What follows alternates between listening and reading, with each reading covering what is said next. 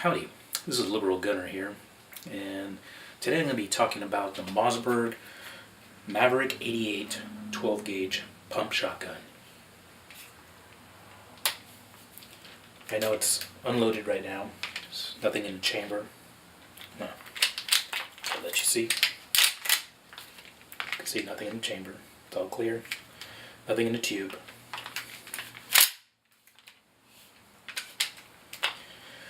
This right here I regard as probably the best bang for the buck shotgun on the market right now today. Actually, not just shotgun, but pretty much any firearm. I picked this up at Academy for about $200, and when it comes to the ideal home defense weapon, the only thing that I would argue that would beat this is probably some type of AR-15 and 5.56 millimeter. But for $200, man, this is an incredible piece of hardware. Basically what you're getting here is what essentially is a Mossberg 500.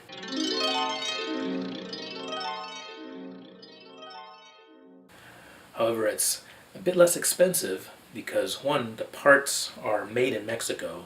However, it's assembled here in Texas. So, at least it's partially American made, and the standards are excellent when it comes to the quality of the steel, the fit and finish. All around it just has just excellent quality. And as far as reliability goes, man, you can't beat this thing. I haven't had a single problem with it. Fired hundreds of shells, birdshot, buckshot, slugs, you name it. This thing takes care of, this thing can eat just about any ammo you put in it. It fires both 2 3/4 as well as 3-inch shells. And if you get an adapter, even without an adapter actually, you can shoot these. However, for reliable feeding, if you buy an adapter, you can reliably feed these Aguila, however you want to pronounce it, with these mini-shells. This right here is a mini buckshot shell. What I do, I keep mine loaded with number 4 buckshot, 5 of these, and then one of these fits right at the very end. The reason why I have it at the end is because I can ensure that that first round feeds in reliably, so I don't have to worry about an adapter. This right here didn't come with a weapon. This is an aftermarket accessory. This is an ATI M4 style telescopic stock. And as you can see, it has an integral side saddle for carrying 5 rounds ammunition. I have 3 double-aught buck, 1 birdshot, and as you can see right there, 1 slug. The reason why I got this is because, as you can see, even with the 18.5-inch barrel, it doesn't have a lot of room moving this around inside a home. As such, I wanted to keep it as compact as possible. That's why I went with this buttstock. But other than that, there's not a lot that you need to modify on it. Of course, I ghetto rigged mine and I zip tied a flashlight on here. That'll replace eventually with a proper flashlight holder. I don't recommend people doing this. This is what I have on there temporarily. But there's not a whole lot to say about the features because the beauty of it is its simplicity. It's doesn't have an elevator that will pinch your thumb like the Remington 870s have. So that's one nice thing I like about it. The safeties right here. Red is dead. Black is safe. You have your slide release right over here, which is a little bit problematic if you're using a pistol grip. This slide release is actually better with the stock grip. But you get used to it. It's not too bad. It holds this particular model, it's a security model that has, it's a 5+1 security model. And the reason why I got this instead of the extended tube version that carries, I think it's 7+1 or something like that. The reason being is because this size magazine tube can take the longer hunting barrels. So if I want to get a rifled slug barrel, or a dedicated bird hunting barrel that can accept different types of chokes, then it's super easy to swap this barrel out and put in another barrel. But for somebody on a budget, man, yeah, this is impossible to beat. I mean, when you have that facing at you, if you're a home invader, that'll make you think twice. The only downside to this is the recoil. The recoil is very hefty. I'm going to be ordering an adapter actually for these mini-shells in the near future, simply because I'd rather be accurate with my shots than be bounced around by the recoil and potentially missing follow-up shots. That being said, in the Army I actually did use a Mossberg 500, and I'm actually not bad with the full size, with the full power 2 3/4 inch shells. The main thing that you have to do to control something like this is you have to lean forward into it. You have to take an aggressive stance and lean forward. As long as you do that, you don't get much muzzle rise at all. It all goes back into your shoulder. Because you're leaning forward, you don't get pushed backwards. So you can keep your rounds on target fairly easily. Now if you're doing this, oh yeah, you're going to be aiming at the sky. So you don't want to do that. But still, hey, the less recoil, and the more rounds you can put inside the tube with the little mini rounds, that's, in my opinion, a big advantage to the mini shells.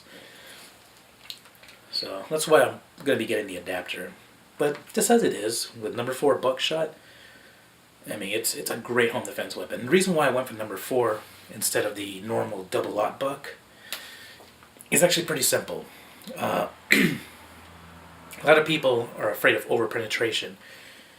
With double-aught buckshot, that's a legitimate concern. These are, I forget the exact caliber, 32 caliber or something like that, but basically the balls, or just shot I should say, that are within these are fully capable of penetrating a lot of walls. And possibly, if you're in like an apartment, into your neighbor's apartment. In my case, I live in a house, but it still potentially could penetrate into a neighbor's house. Definitely it will go into other rooms in the house for sure. Now, with number 4 buckshot, you don't have to well, you still have to worry about that, not quite as much. And here's why. The pellets in a number 4, there's 27 of them in here. They're very small. They're 20 something caliber, 21 caliber. Somebody can correct me on that. But they're fairly small sized pellets, but large enough to have been used by the FBI for many years before they switched to double-aught. They switched to double-aught mainly to get better penetration. But these will still do the job. They're still used by a lot of hunters. They're still very hefty on the recoil. As you can see, this is a high brass round. But they will definitely do the job. But because each one of these, each of the shot are much smaller in mass, they dump their energy very fast once they hit something solid. As such, you're not going to get a lot of over-penetration. I mean, they will go through drywalls. Anything that will injure or kill somebody, a home intruder, is going to go through walls, period, okay? So let's just get that out of the way. If something doesn't, then you don't want that as a home defense load. But these are a good balance in between birdshot and buckshot. You want something in between? Number 4 is what you want. If you want something that will really penetrate, then double-aught buck. These are my emergency loads, basically because everything that you're going to use in emergencies is going to be on either in or on your weapon. most of the time you're not going to have time to grab extra rounds. And that's why it's very important to have a side saddle. The bird shot is if it's like a pest, like a rabid animal in my backyard or something. Or if I'm just doing a warning shot or something, some kid's messing around in my backyard, I just want to scare them off. The bird shot, if I fire it up in the air, when it comes down, it's not going to hurt anybody unless it hits them in the eye or something. But, so that's like my safety round, sort of. The slug, so God forbid I ever have to stop a vehicle, like someone's trying to steal my car, I will put one of these in the engine block. And that, generally speaking, will, if it doesn't kill the engine, it will definitely slow them down. And slugs are also what I generally use for hunting, although I haven't used this yet. I plan on using this as a hog rifle as soon as or hog shotgun, as soon as I get a rifled barrel for it. Oh, what else is there to say about this? I mean, this is an American classic. It's just a great all-around firearm. The cycle's pretty smooth. The more you practice with it, the smoother the action gets. And, man, things are just great. Can't complain at all. So again, this is Liberal Gunner. And if you like this video, please like or subscribe. And until next time, God bless.